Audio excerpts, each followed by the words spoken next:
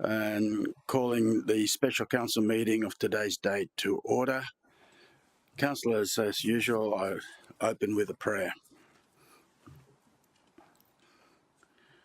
Heavenly Father, grant that we who would seek to serve you may have the wisdom of your Spirit, the guiding of your hand, and the grace to serve together for the prosperity of our city through Jesus Christ our Lord. Amen. National Anthem.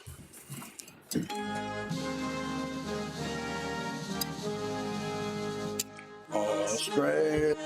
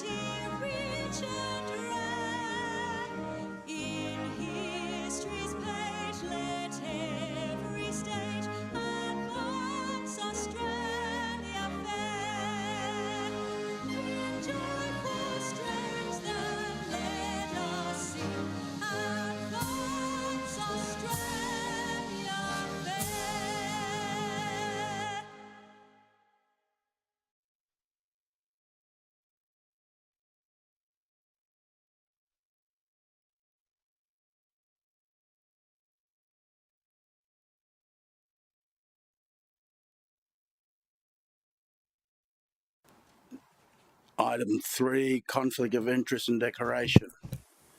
Is there any? All right, Councillor Marshall.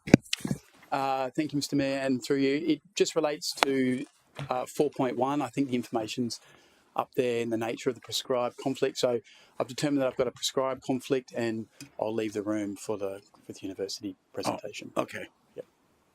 All right, so we're up to 4.1, so see you later. See you later.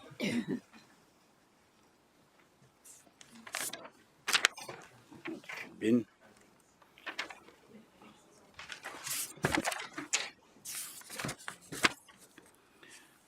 Okay, councillors, 4.1 is in grey paper.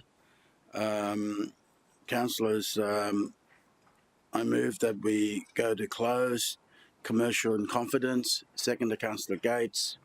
All in favour, show of hands. Against, motion carried.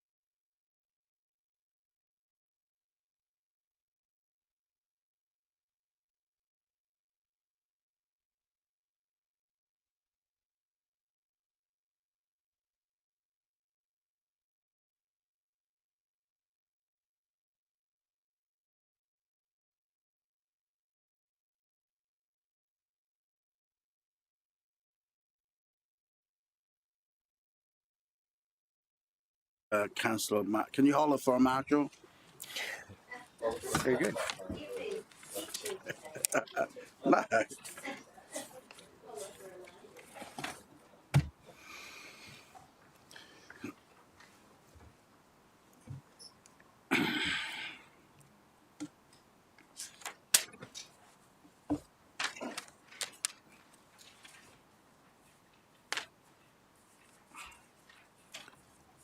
Okay, councillors. 4.2, Mr. CEO. Yes, so we have the team coming in. We're just doing the quick switch over now. I think. Oh, sorry, Mr. Mayor. We just need to take a vote on the recommendations. Oh, all right. Thank you, Nicky. Just before we get into 4.2, you get going, set up and all that sort of stuff. On the screen, councillors, someone like to move the recommendation? Move, Councillor Peter Young, seconder, anyone? Councillor Lacastra? Anyone want to speak against? Councillor Peter Young, you want to close? I think reputationally this offers a great opportunity for the city, and I'll be looking forward to the report coming next Tuesday. Okay. Thanks, Mr. Mayor. All right, debate's closed. All in favour, show of hands. Against, motion carried. You want to record that you didn't vote? Yeah, could you record Councillor Marshall did not vote? Item 4.2, Mr. CEO, over to you. Yes, thank you. Thank you, Mr. Mayor. So we have the team here who will be running through a presentation on disaster management arrangements. I think I'm just going to leave this one to Mr. Ryan to dive straight in, if that's okay. Thank you, CEO, and thank you, Chair. Councillors, this morning we're just going to walk through the Queensland Disaster Management Arrangements and Council's role within the Disaster Management Act, speak with some of the function around a development capability we're doing around a Councillor Liaison Officer position, which was a learning from the recent event at Christmas, and also the recovery arrangements that exist for the city. So we'll jump straight into the Queensland Disaster Management Arrangements as defined by the Disaster Management Act of 2003 are underpinned, they're quite unique in this state, where it's underpinned by local-led response, recovery, relief and resilience. So at the top of the triangle we have the Local Disaster Management Group and Coordination Centre.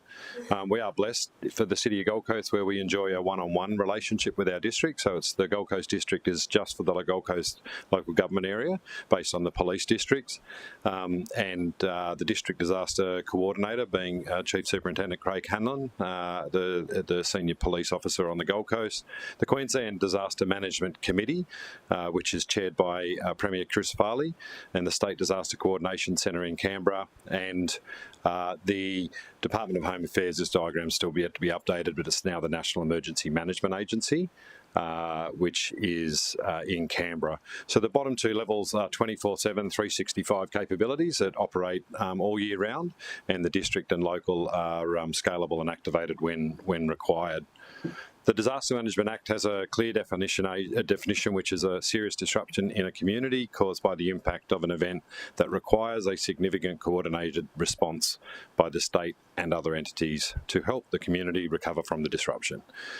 So that's the definition under the Act. And what we don't need is a disaster declaration to effectively enact the functions of the Act. The Act is invoked effectively. Well, it sits there 24/7, but when the Mayor decides to stand up the LDMG, then those actions are then activated. The arrangements across the city, we have the Local Disaster Management Group, so it's defined really clearly around the Act, around the decision-making body for strategies, both business as usual and then during operations. We have the Local Recovery Group, chaired by Kath Drinkwater as the Local Recovery Coordinator, and the Local Disaster Coordination Centre, which is within the building at the Disaster and Emergency Management Centre in Ashmore. So from all year round, what we're looking is around the prevention, preparedness, response and recovery. Many of the works we do, also we're reaching out and assisting, for example, insurance and business services and giving them seasonal outlook, giving them understanding around what the impacts might be. So we quite often talk about that. the risk assessments that we'd undertake across our hazards, and then look towards particularly, and I'll talk towards the end of the presentation around the Commonwealth reports that have just been released around funding, and we're always looking for opportunities to co-fund with the state and the Commonwealth around resilience projects. So walking through the key parts of the Act, so Section 34(1) says that we must have a chairperson and a deputy, and we've got council resolutions that appoints the mayor and the deputy mayor to hold the positions of both of those positions, and then a separate resolution appointing those those elected officials to those positions. So we're perfectly compliant with that, and we've always enjoyed good engagement from the chair and the deputy chair. So thank you, Mr. Mayor and Deputy Mayor, for that support. The functions of the chair are up there. The legislation requires us to run 2 meetings a year. We run 4. We think with the context that the city has, 4 is more appropriate.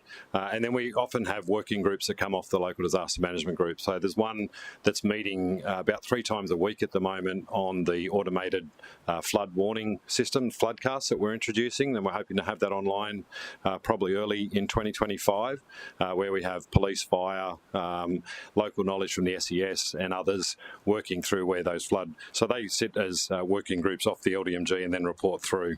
The local recovery group is also a subgroup of the LDMG.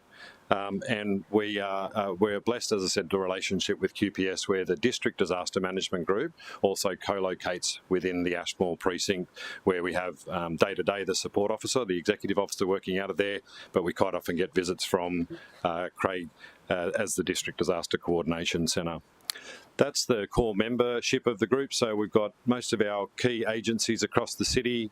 We've got Infrastructure Gold Coast and Environment, Heritage and Resilience representing the water and waste. And all of these members are required to be appointed under the Act to be decision makers, so that when we are faced with crisis or commitment of resources, that they must be able to do that. One of the requirements of the Act is all of these members are to be fully trained under the Queensland Disaster Management Training Framework. With changing membership, that's always a challenge, but I'm happy to report at the moment we've got 75% fully completed their training and 25% partially through, and deputies at 70% and then 30% also. So where we've had changes of membership, we're working with Queensland Police Service around making sure that that training is up around that, towards that 100%. Section 30 talks about the disaster management operations in the area, and what is established to do that around the strategic policy framework. We are fully compliant with each of the guidelines, and each year we're required to perform an assessment to the Inspector General of Emergency Management. We've not yet received this year's report, but each of the last 3 years' report shows Gold Coast leading in areas such as exercise management, continuous improvement, and the relationship between the LDMG and the DDMG. We must have a plan, which, of course, Council resolved last full Council meeting for version 14, and that's now been signed off and should be either uploaded to the website today or on Monday. There's also a requirement under Section 59(2) of the Act that the local government must review the effectiveness of the plan at least once a year. What that's defined by is an actual activation or an exercise. So this year we've conducted 11 exercises, of which 5 of those are directly related back to the LDMP. So quite often, given the scope of the local disaster management plan, we'll pick a part of it. It might just be relief or response, and then we'll exercise that each year to do that. We've got to report to the district. That's important that we report any issues through to the district. We have regular meetings. The district disaster coordinator is always present at our LDMG meetings, or their delegate. And we really enjoy a good relationship with the DDC in operational problem solving. There was times during particularly around the rainfall event on New Year's Eve, that required some decision making around warnings, and there was some really healthy discussion between Superintendent Hanlon and I to be able to actually affect that for the community. One of the other things that we really enjoy is having our executive officer from QPS involved in the exercises. So he's either there playing as QPS, or we get them actually with his experience to actually help run the exercises for us. Section 30 is to ensure the community is aware of the adverse events during that prevention, preparedness, response and recovery. We've really ramped this up this year, so we've got 76 on the agenda for 12 months engagements across the city, and we've got about 12 of those still to be delivered by the end of the year, but they're all programmed in and getting some really good engagement. I think we've shifted the focus of the engagement around mass marketing and communications to what you can't see up there is a chocolate wheel, and the chocolate wheel gets the kids in, and then generally the staff are then walking the line, talking to people around what is the hazard in their local area. So is it bushfire, is it flood, is it tsunami, etc. So getting some really meaningful discussions around that. Section 30 is the big one around managing disaster operations. So the city has 200 staff that are trained in either local disaster coordination centre, evacuation centre management. We're highly connected with the city administration crisis management team who provide us support, which I'll talk to shortly. We've got the ability, and I think that's something that the city should be proud of, last year to be able to assist Western Downs with their evacuation needs and Cairns and Douglas Shire when they were needed, and then when we needed some specialist assistance, we received that from from 5 or 6 local governments. What some of the enablers go back to the 2011 Commission of Inquiry, which talks about a common ICT platform, which we have with other local governments, and common training. So we've come a long way from 2011, where there was disparate support for local governments between each other, and that's underpinned by the LGAQ Council to Council program that we can tap into and also participate within. Making sure that our event-specific plans, so each of our, what sits underneath the LDMP is a number of sub-plans, but then what sits under there is a couple of tactical plans that sit within our system, which is effectively for the staff to go through checklists throughout the day. Because what we recognise is that many of the LDCC staff, they might be a lifeguard or a librarian or someone working in accounts. We train them and exercise them every year, but it has that ability of obviously the muscle memory to be able to tap within that. So we've got those loaded for all of our major hazards, and also some of the others which I'll speak to. The city must have a coordinated use of resources for the disaster operations in the area. This one we have a significant amount both within the city, so I've always said, as I said last council meeting, I think the community is the first responders, and I was up at Wongawallan Drive on Saturday talking to some of the community about that night on Christmas night and the amount of work that they did there. So I think they're the first responders, and hopefully we continue to build capacity and capability within communities. But we've got obviously the amazing work that our construction crews do, our maintenance crews, our roads crews that often get called out in the middle of the night or in Christmas working in the middle of heat waves that go out and do that, our beaches crews. But I also put in our first responders, particularly around the Christmas event, our library staff, our community centre staff, some of the planning and reg staff that went out and did door knocking. So we've got a wonderful suite, but what we also underpin that with is our support of the Queensland State Emergency Service, where Council provides facilities, vehicles, the operational equipment and the ICT. So we partner with the state to provide those opportunities and capability within communities across that. So we do have that response capability. Communications is something that we're always looking to improve and explore redundancies, given some of the learnings again from Christmas, where we had parts of the city 9 and 10 days out. So we work with the city around work with the state around our emergency alert. So that's always our primary way, which is a forced message from the tower. We're looking forward to that being changed to a cell-based system, which has more capacity, which the Commonwealth have announced where we're heading. But even such as things like the Starlink we've recently put at Springbrook, that allows us to reach that isolated community. So we're now working through some of the other isolated communities so we can then get that communication going and understand that better as to what they need. We've also got things like HF radios and other stuff in the centre, so which were particularly useful, the HF radios in the 2014 event, where the comms network was washed out just north of Brisbane, and there was no Telstra or Optus network pretty much most of the state for a number of days. Section 30 of the functions, I've spoken about the EXO and the QPS co-representation, the regular meetings that we have with Queensland Police and their participation. Section 35 is the appointment of a local disaster coordinator, which says the chairperson of the local group must, after consultation, appoint the chief executive officer or a delegate. So that has been done and the appropriate delegation provided. What we've done there as well is we've appointed, and I'll go through the structure in a couple of slides, general manager levels of deputies to the LDC and indeed the LRC position that are represented across 6 of the 8 departments. So we've got a really good spread of executives across that. Largely, the role of the local disaster coordinator is to affect the strategic direction of the group.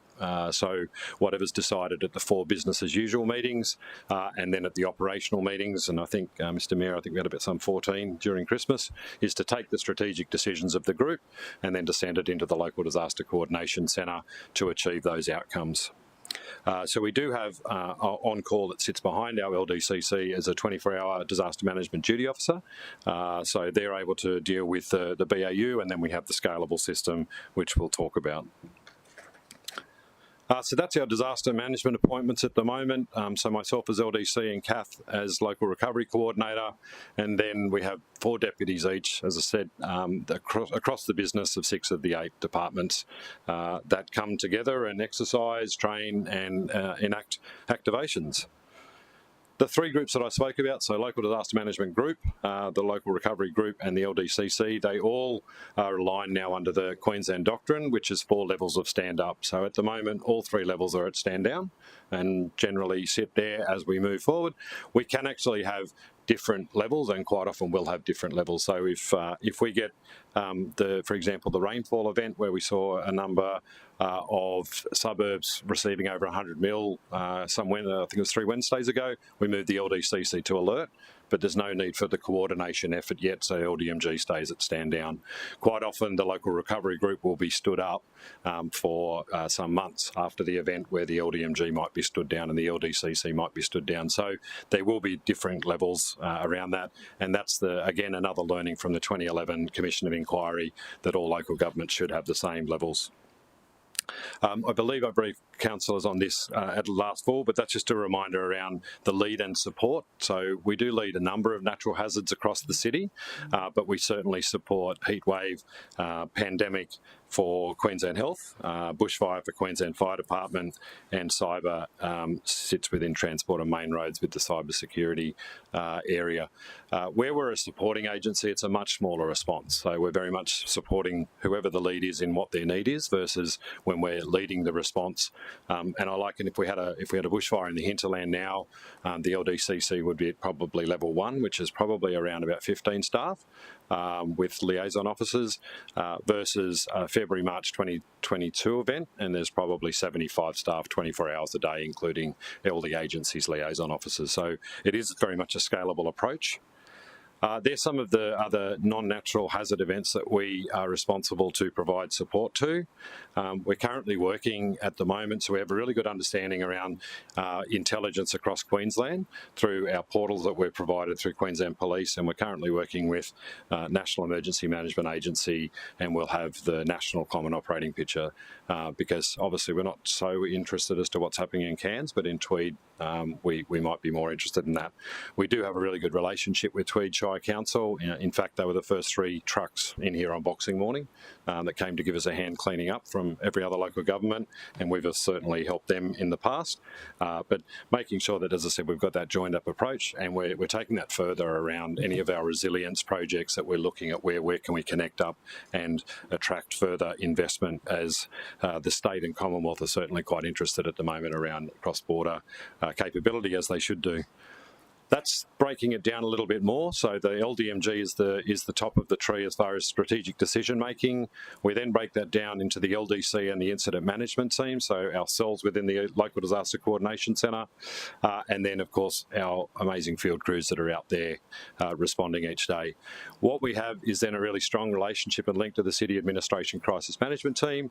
The easiest way to describe this is the cell down the middle is looking at community consequence, and the City Administration Crisis Management team is looking about damage to city assets, but also then how city staff can then support delivering the community outcomes that they can do.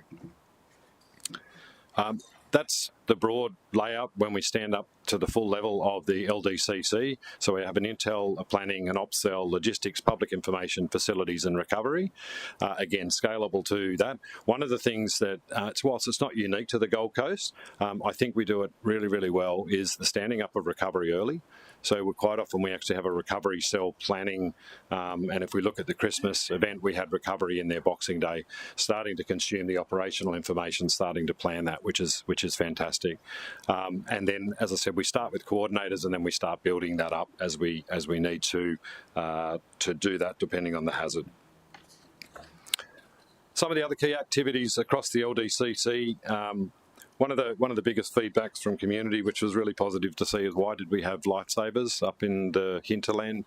Obviously, the beaches were closed during Christmas, and we've got a really, really mature MOU now with Surf Life Saving Queensland, Disaster Relief Australia, Volunteering Gold Coast, and we're looking at Global Care and a number of other community organisations where they can mobilise people very quickly, but also get out and get communication networks out. So with that, with the Christmas event, one of the things where we saw as an opportunity to improve is being able to consume and also provide information back to councillors during events. So I'm going to bring up Heidi Turner, who's the coordinator of our DM operations area, to walk through the concept. We're still building this up, but just talk to you about the concept of what we're trying to achieve with this.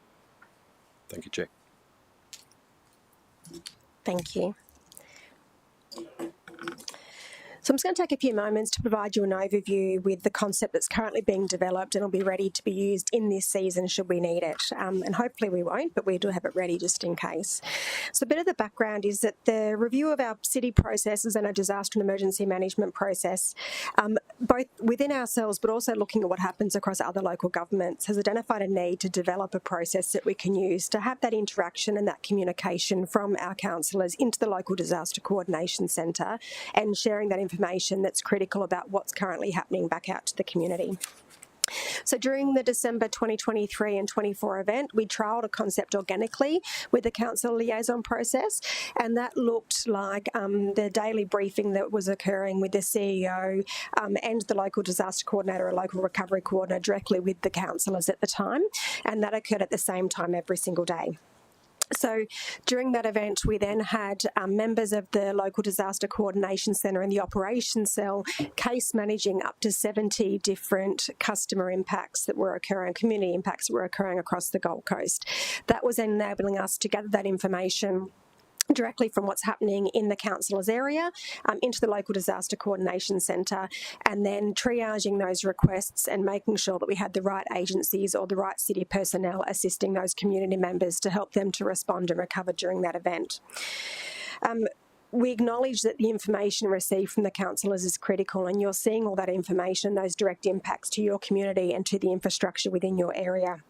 And that plays a really key part in helping us to build the intelligence and the situational awareness as to what's happening with the community at that time, and then helps us to tailor the response back out to the community so we can have a consolidated response and recovery effort across all of the wider Gold Coast. So gathering intelligence and the sharing of information is a critical function that the local disaster coordination centre need to do during any disaster event.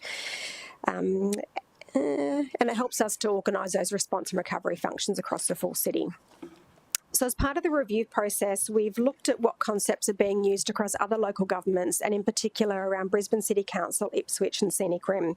And we've identified what the best practice is and what the key learnings have been from those local governments to help build our process as we move into this season. We've considered our operational processes internally that already support our service delivery and what we can leverage off to ensure an efficient response and an approach moving forward.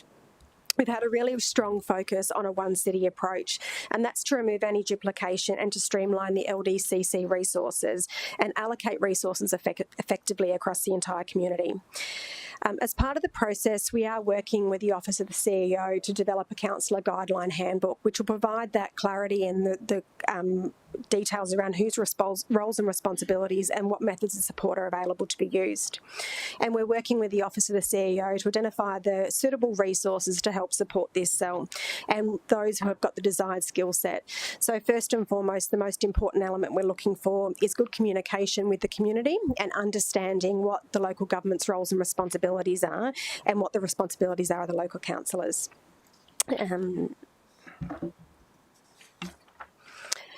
So just the high-level principles of the proposed process is that we really saw the value from those daily briefings that were occurring through the December 23 and 24 event. And this is going to form a really key component of the process to provide that regular clarity and understanding about what's happening across the whole city. And that'll be chaired by the CEO or a delegate with a representation from the local disaster coordinator or local recovery coordinator, depending on who's leading the event during that time. There'll be a dedicated support and communication cadence with information sharing from the councillors back into the local disaster coordination centre, and all governed through the councillor liaison officer role, who will be the key communication in and out. It will provide the councillors with a single point of contact within the local disaster coordination centre, and there'll be tracking numbers associated to each of the requests so we can ensure that community impacts don't go missed during any critical times. By having a centralised resource who are coordinating all these activities and essentially case managing them, it enables the remainder of the LDCC to focus on the wider community impacts and the response and recovery functions that's going to help us both in the short term and the long term. There'll be really clear triggers for when the process is activated, and councils will be notified when we've moved to a stand-up status, and that the council liaison officer will start to share the link around what the form and enable us to start to receive that information from the councillors. And when the LDCC moves to stand down, that form will be taken away and will revert back to standard business as usual process. That won't mean that any community member who's raised a concern isn't going to be managed. That will be managed ongoing by the Disaster and Emergency Management Unit or the relevant city officer who's in the best position to be able to deal with that, to assist that community member. This process is purely focused around those impacts from a disaster event, and anything that relates to standard BAU or business as usual activities will go through the standard councillor request process. So a really quick, that looks quite complicated, and I assure you it's not. Ideally, all it is there's a divisional councillor impact form that's completed, that is sent and given a task number straight away once it's submitted. That is then triaged and reviewed by the councillor liaison officer, who will then provide the detailed tracking number back to the councillor, or if any additional information is required, they'll reach out directly to either the councillors or, if need be, the community, if that's appropriate, to gather that additional information. They will then share all that information with the intelligence cell so we can help build that situational awareness across the entire community and the entire Gold Coast, and then triage and work with the operations cell to ensure that there's not already an incident or a task that we're already managing. If there's an existing incident, we'll then associate that new request with that incident, or if it requires a new incident to be created, that'll be created accordingly, and work with the operations cell to identify the relevant city officers to manage that request, or the relevant agency personnel if it requires any additional assistance. Throughout that process, councillors will be kept up to date on the progress through the councillor liaison officer, and once it's completed, we'll then provide you notification that issue has now been resolved. Just on the screen there is a bit of the copy of the implementation plan. So we've been working over the last month, once the concept was approved, to develop a councillor guideline form, the councillor impact form, the guidelines themselves, and the training program that the council liaison officers will go through. And over the next month, we'll work with the Office of the CEO to identify a minimum of 6 council liaison officers who will be fully trained to support the process. We'll facilitate that training along with the regulated or the legislated Queensland Disaster Management Arrangements Training and Disaster Coordination Centre training, and by the end of December we will have conducted a full exercise to ensure that the process works, and then incorporate any learnings from that exercise into future iterations of the process. As Mark briefly touched on previously, we do have a solid structure within the local disaster coordination centre, and the council liaison officer role will sit within the operations cell. That will enable them to work with other operational cell members and our agency liaisons from the LDMG members to task out the specific impacts as required, and work with the City Department liaison officers to share that information. The Council Liaison Officer will have a dotted line into the intelligence cell so we can ensure that all the information we're gathering and the intelligence is being considered as part of the wider impact to the Gold Coast, and also very closely with the Public Information and Warning Cell.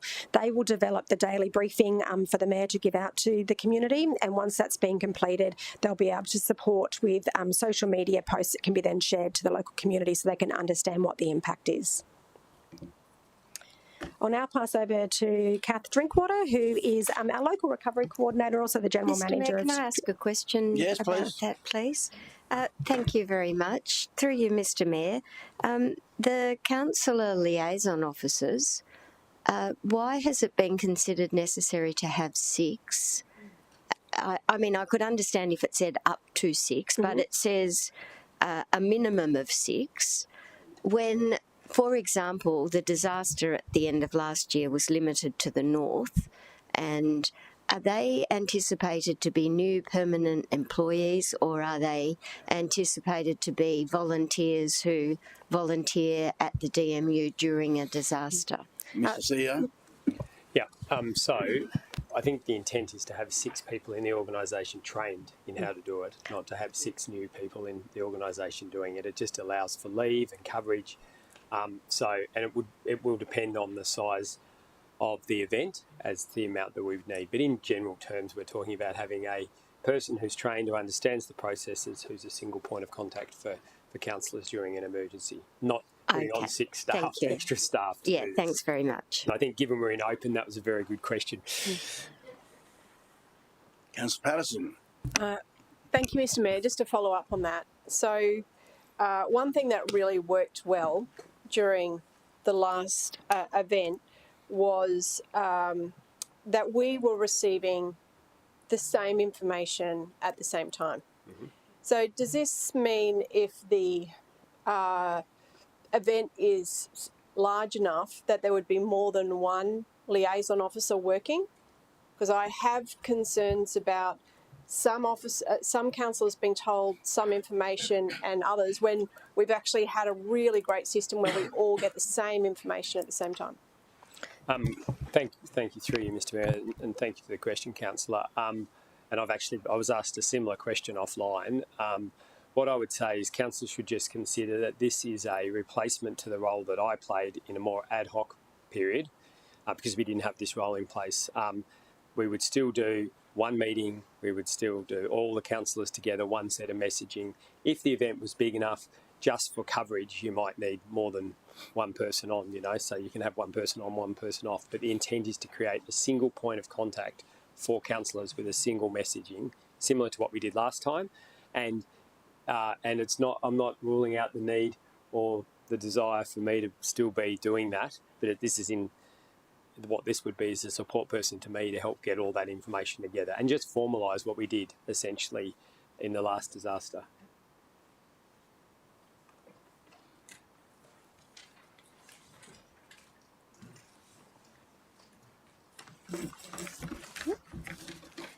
Good morning, Mr. Mayor and councillors. So I'm going to quickly take you through the recovery components in our disaster management team and hopefully not add any more acronyms because I think we've got a few already this morning. So in terms of what do we mean by recovery, the definition of recovery is actually up there on the screen, but it really is the process for helping the community come to terms with the impacts of a disaster and how we really manage the disruptions and the changes that have happened to them and impacted their way of life. So when we talk about a community being recovered, we don't talk about them going back to normal. We talk about the definition of recovery being our community and our individuals to be able to live a life that they value living, even if it is very different to the one they maybe had before the disaster. That is what recovery means. Recovery can take a really long time. So to give you some context, we are still recovering from the February 22 events. We still have landslips that we are recovering from in there, and we're only still recovering very much from the Christmas events we've just had. So when we talk about recovery, the first thing we do is we actually break it down into 3 different stages. So the first point of recovery is that immediate relief. So it's those emergency things that we do soon straight after a disaster. Then we go into short to medium term recovery. And that is really where we start to think about the re-establishment of services, rehabilitation, restoration of services. And then eventually we go into our long-term recovery components. And those are the things that take a lot longer to do. So it might be even rebuilding, it might be reshaping communities because they're very different. And then it goes into that resilience and that sustainability piece. So it is a long-term, and even though it kind of shows it a little bit as a short-term, I say to Mark that I get the longer job than he does, because absolutely it can take a very long time. And as Mark pointed out, one of the key things that we've learned in recovery is that we have to start planning pretty much as soon as a disaster event happens. So we're working very much in parallel with the team. Because it's such a broad piece, we actually break down recovery into 4 different areas that we focus on. I'm going to take you through how we do this in our subgroups in a bit. But ultimately, the first thing that we focus on is in our human social. So if you think about this, is the things we think about from a psychosocial first aid. How do we actually support people in those components? And also, for example, emergency accommodation. Those are the things we'd look through in our human social team. In the infrastructure space, we look at how do we recover our infrastructure. Under the arrangements, some councils actually break this into 2 groups, where they look at the transport and the roads components, and they look at buildings. Here at the city, we've brought it together very similar to the department that we have, and look at infrastructure as a whole. Obviously, from an economic perspective, we think about how does the community recover, and that obviously can be, depending on the disaster, can be significant. And then from an environmental perspective, what are the things we need to understand that's impacted? And obviously, the Christmas event that we had has some significant impacts on our environment and the wildlife as well. So in terms of, there we go, sorry, second one there. In terms of what the local recovery group is, as Mark mentioned, we are empowered under the local disaster management group through our chair, Mr. Mayor, in terms of making sure that we create and coordinate activities during a recovery stage, So we work very closely with all agencies and also with non-for-profits, and our role is to ensure that we build those relationships, we understand each different agency, what they can contribute during a recovery stage, and we prioritise the work that they need to do based on the recovery plan that we're going to create. And I'm going to talk you through how we create a recovery plan in a second. We develop those plans to make sure that we understand the priorities that are important to the community, and that's really important because one of the key principles when we talk about recovery is it needs to be community-led. We need to understand each community might be different. We need to understand what is important to them, and that's why we create a new recovery plan every time we have an event, depending on the type of the event and the type of or part of the community that's been impacted. It's important that that is applied. We obviously then make sure that we put that into a plan, we communicate that plan, we get endorsement of that plan, and then we implement it. And we track and we communicate as we go. And I think Luke, as my predecessor, talked about that at the last one. We put that on our website. It's out there for the community. And as I mentioned, we've just moved into the long-term recovery for the last Christmas event as well. So within the recovery team, we actually break that into those subgroups. So we looked at those different areas and we said, these are the different areas that we actually need to focus on. And you can see here across the city, these are actually led in the subgroup level by managers. And they're managers in those kind of subject matter expertise that you would need for each of those subgroups. It's really important to point out that within those subgroups is a combination of agency and non-for-profit groups. So whilst the city is the lead at the top, we actually have a group of different organisations underneath that support us. So for example, in the human social, we obviously have like Red Cross, we have all of our different groups, Salvation Army, all of those come together in terms of supporting. In the infrastructure space, we have DTMR, we have all of those coming together. So it's about the groups that can provide the right subject matter expertise in those subgroups and bringing and using those to make sure that they essentially understand all the different components of a disaster. So that's our group. We under our obligations, there is also a core recovery group. That group is made up of myself, those subgroup chairs, and a number of other agencies that we actually bring together. For example, the QRA, the Queensland Restoration Agency, that's a key one for us. Obviously, Mark and the team as well. So in terms of a recovery plan, we certainly, first thing that we do during a recovery is we have to understand the impact. And for us, this is really important where data comes into play for us. So as you can imagine, during the storm event, in the Christmas 24 storms, we actually found that we were looking at the SES data to actually start to plot to understand what was actually happening across the Gold Coast. We were getting information from Energex, we were overlaying that all together so we can actually start to understand the impact. And I think to the point about the liaison officer, councillors knew the impact pretty quickly.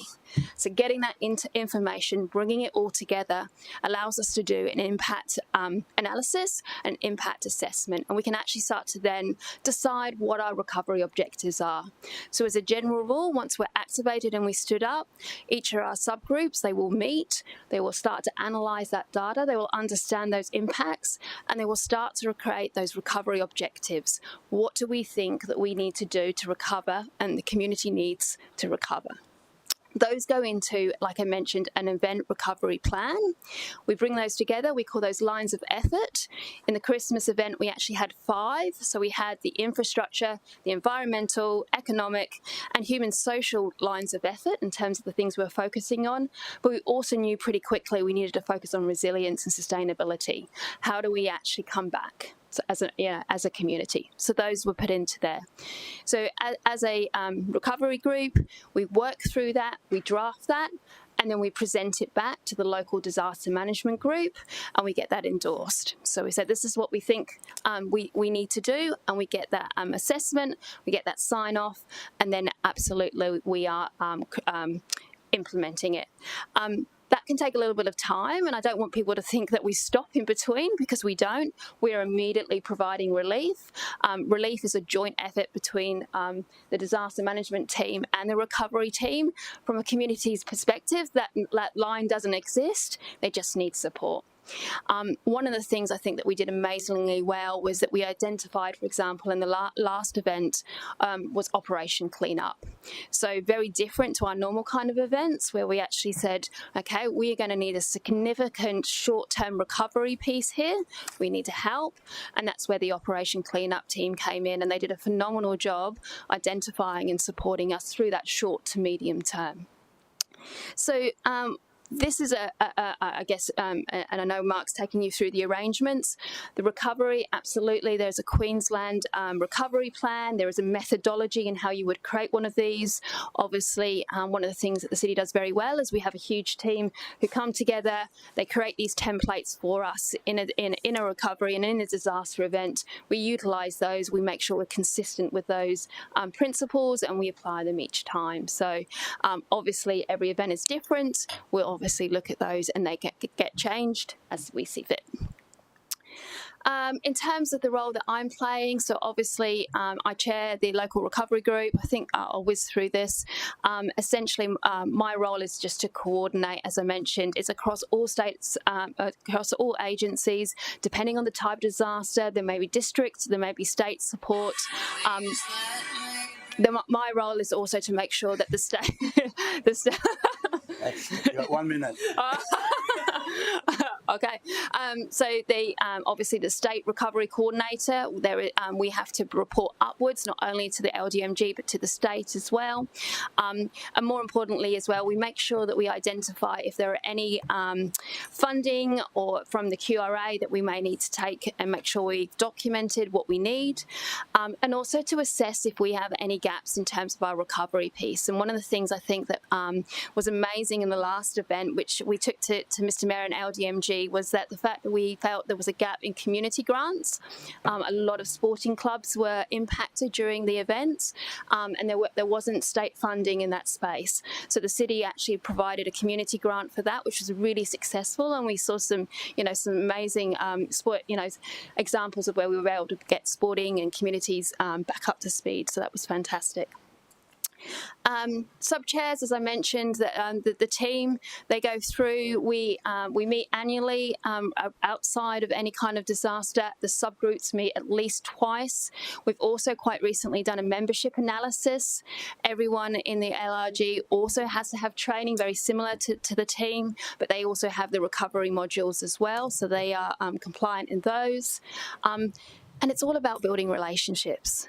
In a recovery, in a disaster, it's understanding who the teams are. In the Christmas event, a lot of our agencies that we'd usually use, or our NFPs, were on holidays. So it was actually about understanding who could help us, how they could help us, bringing that collective knowledge together so we can best support the community how we can.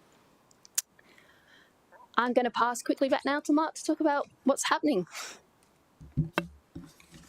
Thank you, Kath. Thank you, Mr. Mayor. I just want to touch on the state of the climate report, the 2024 version that's come out.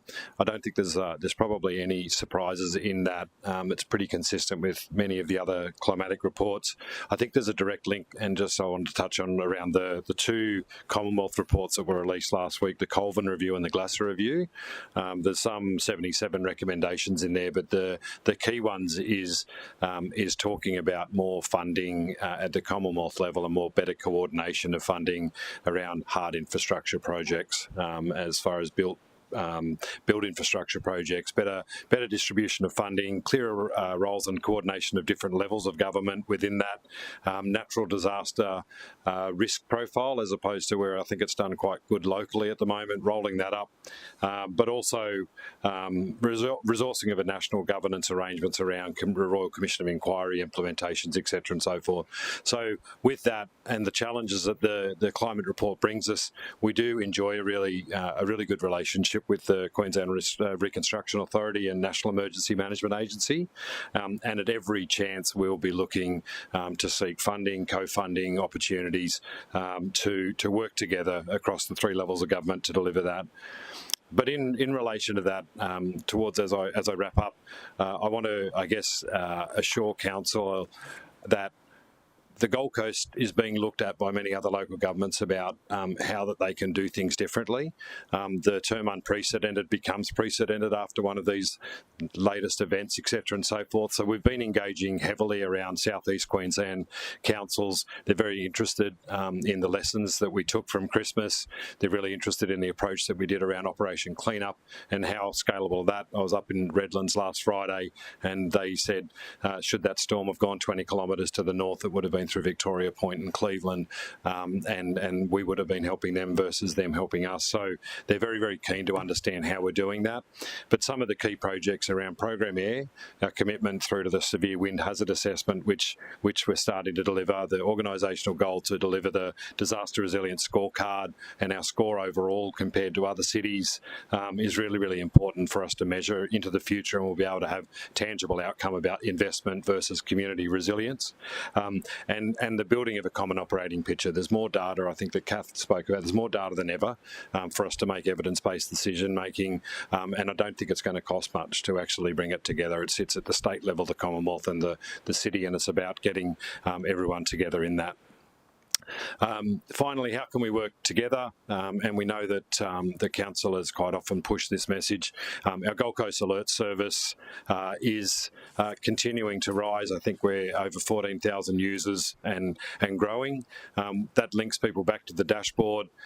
In January, as I touched on before, we will see a significant enhancement to the Gold Coast Alert Service, initially around Currumbin and Tullabudgera Creeks, where for the first time we'll see automated warnings coming through the Gold Coast alerts.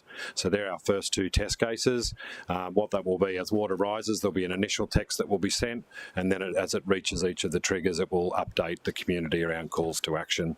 So anything we can do to assist our community to sign up for the Gold Coast Alert Service, that would be fantastic. Thank you, Mr. Mayor. Okay, question, Councillor Peter Young. Thank you, Mr. Mayor. I'm glad we're not going to get tested on all of that. That was an enormous download, and I'm grateful for the fact that we've got this capacity in our organisation through the officers that we've heard from today. I had a question about, going to take, through you, Mr. Mayor, take Mark right back to the formation of the disaster management group, and you mentioned the membership of it.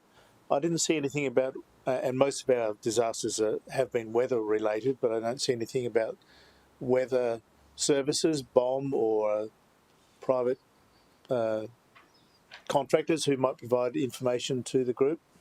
Can you comment on that? Yeah, thank you. Through the chair, the membership of the group is largely determined by the local government. So the Bureau would be represented at the state and Commonwealth level because they're providing that regional level service. We're currently looking at the membership, for example, the creation of the new Queensland Fire Department. We see an increased representation around Rural Fire Service Queensland, where we could have several reps because we know that our rural volunteers are out there first thing for that. So as far as actual membership on the group, I think at the bottom of that slide it says that we have I think we've got something like 15 or 18 advisory members as well that aren't listed on that slide, and through the chair can request any update from any other group as a non-member at any meeting anyway. So not sure if that answers. Councillor Gates. Mr. Mayor, my recollection is that BOM were heavily involved in the last event that you chaired most of the meetings of. Just for Councillor Young's benefit, they participate and show the weather maps, and they are regular attendees at the meetings even though they might not be members. So while I'm standing, I'd like to say thank you to Mark and his team, and also the recovery group led by Kath, because we are so well placed, and I speak from experience, having been your deputy, Mr. Mayor, in all the disaster events in recent times. And I spoke at a recent committee meeting when we received a presentation, and the group is still responding to the odd request that comes through where some council infrastructure may have landed on a property, or where some debris was left that had not been collected. So I know the community, as well as the elected representatives, are so grateful for the support that you've shown from this time last year almost. So thank you, and keep up the good work. Thank you. Councillor Tozer. Thank you, Mr. Mayor. I'm trying to get my head around the council liaison office, which is one of the key things here, and I'm trying to work out, are they, in the last event, Division 9 had quite a lot of situations kind of come up, and I, Mr. Mayor, I called Mark directly a number of times. Is it proposed that we would engage with this council liaison person Mr. as opposed to calling a EGM or manager? Yes. So in practice, I think one of our lessons has been Mark and his team are best managing the ongoing crisis and then recover when we get to this stage. And this person or these people will work as a bit of a buffer for that, which I think is a good thing. And going to the councillor's earlier point, that single point of question, and it's sort of, to be honest, similar for my role as CEO in a crisis or in an emergency situation. My focus is on running the city, making sure the city's running, which allows Mark to get on with managing the emergency. There will always be circumstances where you might feel the need to want to ring myself or Mark. That's fine. We're not seeking to put in hard and fast rules, but the idea is that if you've got simple, easy questions, you're going to get a lot better service out of a dedicated resource than you are either Mark or myself, who are in the middle of trying to manage the crisis. So in just responding to that, Mr. Mayor, I found the service very good. Obviously calling the CEO or the disaster management coordinator, or even a manager in charge of a particular area, that was quite a good thing. And my reservation about the idea of a council liaison person is that they might not be necessarily senior enough to affect change swiftly enough. And the examples I would give is that there was times in the last situation where the CEO and I had a conversation actually about the opening of Mudgeerbar Community Centre, and it was because the power outages for Division 9 residents were quite prolific, whilst there wasn't as much storm damage or Derico damage. There was lots of people impacted by trees that had been put down, and the opening of Mudgeerbar Community Centre happened as a result of, I recall a phone conversation between you and I, and you were like, well, where can we do this? And we worked with the local church and did it. That pointy end conversation when a situation's going down seems like it's appropriate, and then this council liaison thing seems like it's a later in the process mechanism. Can you explain the difference, the timeframes? Sure. So this is not designed to want to replace that kind of conversation, and that happens, and sometimes you need the decision makers on the phone to make the decisions. Yes. So it's not designed to replace that at all, and it also provides a good escalation point. So these people will be trained in how to escalate. So if you or councillors put in a question, it's really about a question and answer, but if it's an issue that needs escalating, then Mark and I are still here, and that will still take place. It's really designed to make life easier for you, not harder. And it's certainly not designed in any way to curtail your ability to speak to those decision makers on the ground. Yeah. So my final question is, it occurred, I think we touched on it with Councillor Young's question before, we're not necessarily seeking to appoint new roles here. It's more of an assignment for a season from an existing person. And I think it would be important to have some regard to just making sure that those roles are sufficiently senior. Some councillors have, engagement with a variety of staff members, and then some hierarchies inside council prefer that more junior officers don't talk to councillors, and I appreciate everyone's a little bit different in that regard. But having regard for that when we appoint these councillor liaison people, I think is really critically important for its effectiveness. Thanks, Mr. Mayor. And I will just politely excuse myself. I have to go and host the Japanese delegation. So. Thank you. So I'll respond as you walk out the door, which is usually the way we do this is we pick like roles in BAU world, in business as usual world, as we do. So we sort of assess, well, for the example I've got in my mind is our media team come across and become emergency management media people. Yeah. So it would be, what you're going to see in the allocation of these roles are people who you deal with generally day to day in any case. So yes. They're not, and as I keep saying, they will be designed to provide fast, rapid information to you, as well as escalate when appropriate. Thank you, Mr. Mayor. Councillor Farrell. Thank you, Mr. Mayor. And I note that through the presentation, we are talking about the training of our support staff in our offices, which I think is a really great thing, particularly with the process of the divisional impact form and, knowingly that they would likely be the ones filling those out. I guess my question is just around if we were to have another disaster and that actually did occur when our offices were closed or when our divisional support staff were on leave, is it the expectation that we would then try and call our staff back for that, particularly like Councillor Gates in the north? We needed all hands on deck. We're the eyes on the ground. So what is the thought, I guess, if we had a situation where we did have our support staff who were on annual leave and also as part of that training piece, are they really going to be walked through exactly what their role is the whole way through, which would replace that CR process? Yeah. Mr. CEO. Look, so we have a process across the whole spectrum of our emergency management response to ensure that we have as much coverage as possible. That's why we're talking about training 6 people. There have been, and I can think of one specific example over the period where I was recalled back, which is fine, and we have those procedures in place to call people back off leave if required. But the way we do this, I'm speaking generically now about emergency management response, is that you train enough people that you get coverage for 2 things. One, for the leave, and also do not underestimate the way that these emergencies are going more and more. I'm sure Mark will agree with me, is that they're not a 24-hour exercise anymore. They're starting to become a 2, 3, 4 week exercise, and you've got to manage fatigue really carefully and burnout. So these are all the assessments that we do, Councillor, when we work out how many people do we need to train up inside the organisation so we get appropriate coverage. Yeah, and through you, Mr. Chair, I think it's really something that I'm proud of where we've taken it. We used to have to go actively recruit city staff to sign up for these volunteer roles. We've now got 40 in the waiting queue, ready to start in their training next year. So people are seeing it as a really positive career move as well. Some of the development they're getting, what we try, as the CEO said, we try and match. So when someone comes to us, we say, what are your skills?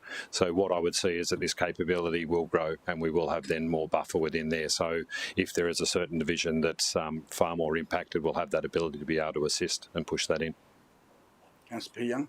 Thank you, Mr. Mayor. I don't like to be specific, but I'd be wrong of me not to ask the question now. In the last event, last Christmas and the aftermath, we established a recovery centre at the Gowanaba Fire Brigade with the assistance of the Rural Fire Brigade. It was a resource very much needed. The people were traumatised in that area and they were able to receive some comfort and support. The problem with that centre is that it's vulnerable to flood itself. It had lost its power. It has no sewage, blah, blah, blah. And so I just am concerned about, should there be another event through this summer, you know, what provisions have been made to improve the resilience of that facility? Should I be referring that question to the recovery coordinator or to someone else? Thank you. Through you, Mr. Mayor. So obviously it depends on the type of disaster. We are looking at all of our community centres. Obviously we've got, for example, Lower Beachmont opening that is going to shortly, that will have some capability within there. So it's under continuous assessment. Obviously last year's was probably a larger scale, but absolutely we'll be looking for where those opportunities are. It may not necessarily be that one again, but you know, similar to the work we've done in Springbrook, putting Starlink in, we're continually trying to improve that resilience and that capability across the whole of the Gold Coast. Through you, Mr. Mayor, can I also just add that the Community Services Review is looking at this issue. I think the councillor rates a very good point about what I call west of M1 and what we're doing west of M1 in terms of emergency evacuation centres. It is a clear and present issue for us. We're aware of it and we're going to have to do something relatively soon in that space, over and above sort of patching up our existing sites and looking at what our long-term solution is. So we're aware of it, Councillor, and it's on our list. Okay. Councillor Martin. Thank you, Mr. Mayor. Hopefully a quick one. I have an area that's somewhat flood-prone, so just wondering about sandbags and filling stations, whether we will proactively have that available for the community to kind of prepare for incoming flood events. Thanks for the councillor. Thanks for the question, councillor, through the chair. Absolutely, we will.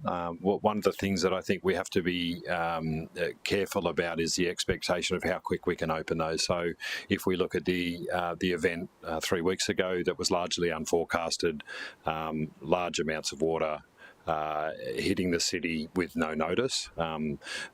Quite often it's too late to sandbag anyway during those events. But for those events that are well forecasted, we've got the arrangement sitting with our city construction crews that they're ready to go, they're trained. We can open all 3 centres as required. So typically, yes, for large-scale forecasted events, they certainly will be open and they're ready to go. And we've already got some prefabbed ready to go. In addition to that, I mean, we can have sandbags ready, and but what happens as someone comes in to get some sandbag, they actually need help to load it into the truck, especially someone who's not as physically fit, and so we have to not just activate the sandbag and open it up. You've got to have people there to actually help and load their ute or their car. But as Mark just said, that the last event, I mean, when we got the warning that the storm will hit you in 2 hours and it's already hit you, you know, you can't get out and get the sandbag because the storm has raged for 2 hours by the time you got the warning. And